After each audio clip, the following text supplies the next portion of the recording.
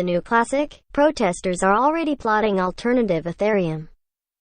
An Ethereum hard fork wouldn't be complete without a protest movement or two. The second largest public blockchain by total value, Ethereum successfully forked yesterday, activating a bundle of upgrades that make its blockchain faster and better suited for developers.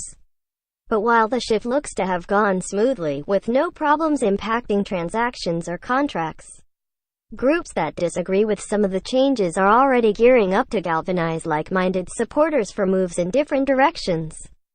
That new blockchains would materialize out of the upgrade is perhaps not a surprise. Ethereum Classic, the best-known example, showcased last summer that launching a successful protest project in the wake of an unpopular upgrade can be a $1 billion opportunity.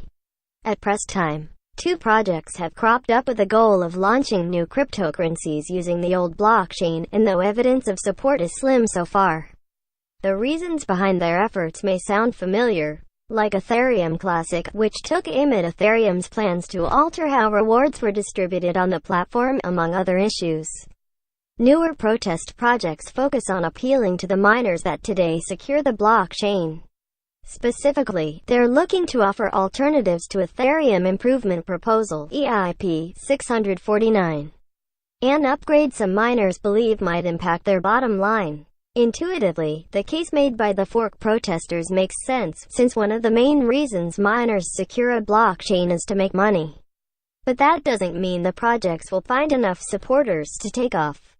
Ethereum Vega, one protest fork, has less than 200 Twitter followers, and Ethereum, the other protest fork, has only 2 posts on its official Reddit page.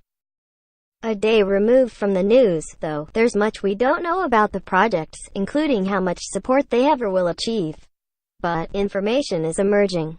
Ethereum Vega plans to counter EIP 649 by breaking off from Ethereum and creating a new blockchain that removes the code that reduces mining rewards. The developers are now in the process of setting aside newly created cryptocurrency to fund the development of the project and its roadmap. The strategy is designed so that other Ethereum miners can't try to mine the blockchain until they have created 300,000 blocks and made the blockchain public. So, it won't be until then that users can see how many miners are actually supporting the new blockchain. Of course, just how serious the project is taking itself is another unknown. A new legend born, the official project Ethereum Vega Twitter tweeted out, complete with a screenshot of the command line and block number where the fork took place. Make Ethereum decentralized again, the account later tweeted. Other tongue-in-cheek references are apparent. For instance, the Vega developer team has also released a new Ethereum client, called Weth instead of Geth, and code for a compatible open-source mining pool so that miners can move over to secure the new blockchain if they so choose. Ethereum has similar goals, aiming to empower Ethereum miners who might not have had a chance to weigh in on the reduction of block rewards. But it seems the project's leaders are taking a slightly different approach, namely, they are not creating any coins to give to developers and have been much quieter about their plans on social media.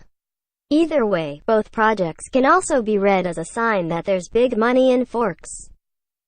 Despite the sparse announcements so far, though, there is one group that appears to be taking the idea an alternative blockchain could be created with some degree of seriousness: Ethereum developers, many of whom are cautious after what happened with Ethereum Classic.